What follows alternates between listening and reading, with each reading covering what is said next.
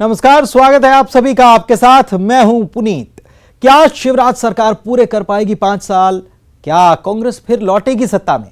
क्या होगा बीजेपी में सिंधिया का हाल? 24 सीटों पर होने वाले उपचुनाव के नतीजे लिखेंगे सूबे की तकदीर।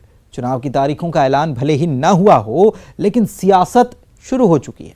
किसने कहां कितना दम दिखाया, किसकी वजह से कौन बगावत के मूड में आया, 24 की चकल्लस में हर दिन दिखाएंगे आपको 24 सीटों का सियासी सीन।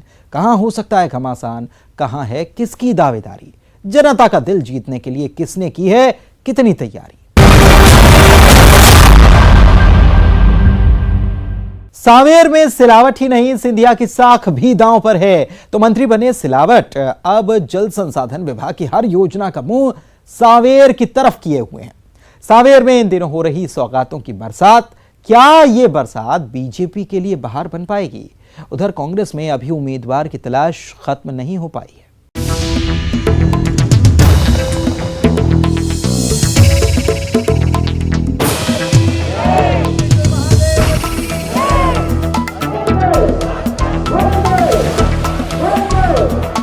सांवेर, साख, सिंधिया, सिलावट, ये 4 अलग अलग नाम हैं, लेकिन एक कड़ी है। सांवेर विधानसभा चुनाव बीजेपी हो या कांग्रेस, दोनों के लिए साख का सवाल बन गया है।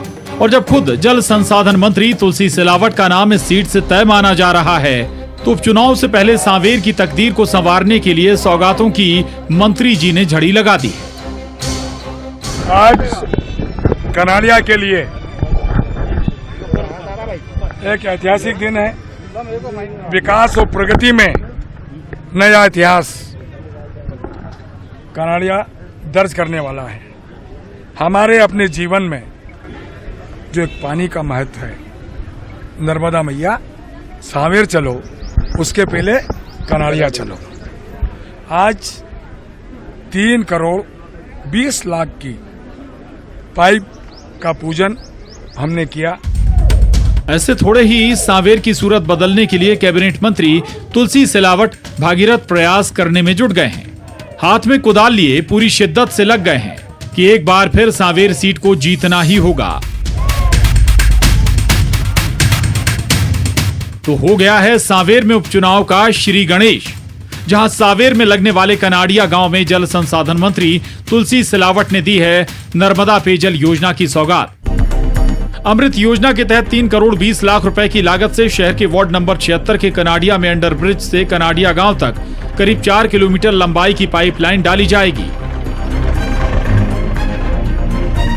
इस पाइप के माध्यम से कनाड़िया, क्योंकि कोई भी पवित्र काम करो तो गणपति की पूजन होती है। सांवेर विधानसभा में कनाड़िया का एक अपना महत्व है, इसलिए अति शीघ्र नर्मदा का जल हमारे कनाड़िया वासियों को मिलेगा।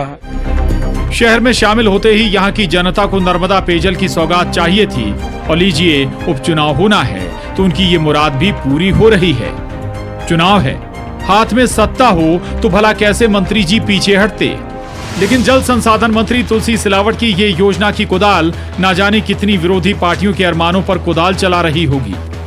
उपचुनाव से पहले बीजेपी का ये पैंतरा आखिर उपचुनाव में क्या रंग दिखाएगा?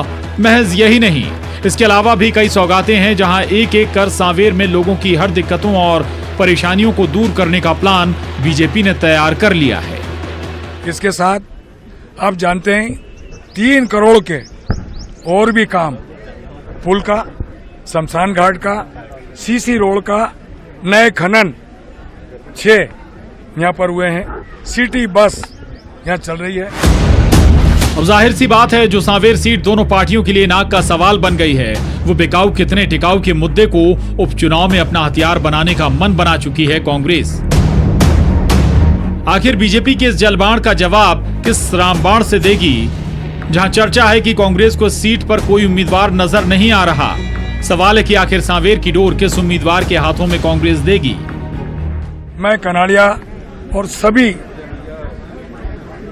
भारतीय जनता पार्टी के वरिष्ठ जनों की ओर से मध्य प्रदेश के ओजस्वी मुख्यमंत्री शिवराज सिंह जी का आभार मानता हूं और उन्हें धन्यवाद देता हूं कि सांवेर और विकास की प्रगति में एक नया इतिहास आपके आशीष से, आपके सहयोग से हम रचने वाले हैं। सवाल है कि सांवेर में नर्मदा जल पाइपलाइन की ये योजना और दूसरी सौगातें क्या मालवा की 5 सीटों के वोटर को साधने की कोशिश है?